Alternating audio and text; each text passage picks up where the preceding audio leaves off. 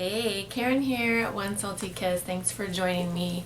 So I just wanted to talk today about how you stop the inner critic in her tracks. And first let me just say, I know it looks like I'm naked, but I'm not. I'm wearing a tube top.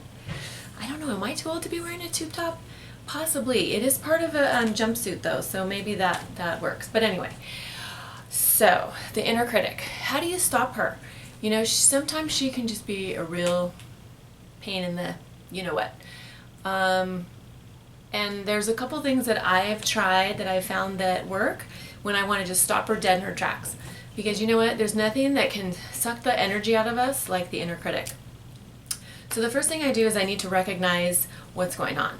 So if I'm feeling really shitty and crappy, chances are, unless my hormones are out of whack, which is a possibility, chances are it's because the inner critic is in my mind taking me on that downward spiral. So first of all, I need to recognize that. Once I recognize it, the second thing I need to do is I need to counteract it. I need to start telling myself something amazing. It can be something that I pre-plan to say when I notice myself doing that, or it can be just something that, just comes off the cuff. It could be just like, I have awesome biceps, or God, my hair smells so pretty today, or I make the best coconut cream pie ever. Just something so you can totally recognize your fabulousness, because you are fabulous. So once you've identified what's going on, once you've counterbalanced it with something positive, then you need to sometimes get out of that environment. Like I find I just need to give myself a timeout almost. I need to change the atmosphere. I need to change my mindset, even if it's just taking my dogs around the block once or twice.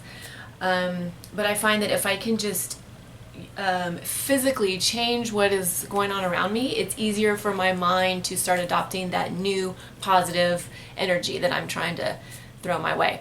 So that's what I do when I need to stop the inner critic. And you know what? Something else that is good to do, hold on to things that people give you that tell you how great you are. Maybe birthday cards from friends, or maybe somebody sends you a nice text to tell you how awesome you are. Hold on to those. Keep those, because it's nice to have that external reinforcement.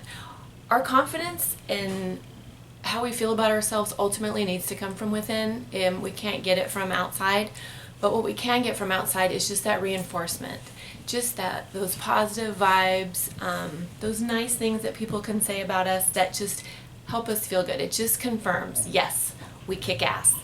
So those are some of the things that I do when I notice the inner critic in my mind just taking me down that negative path.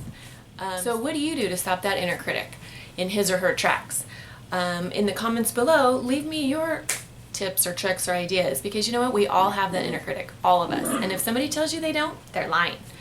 So I think it's just good for us to have a plan in place to stop her dead in her tracks. Okay, thank you, dogs. All right, thanks for joining me. I hope to see you again soon.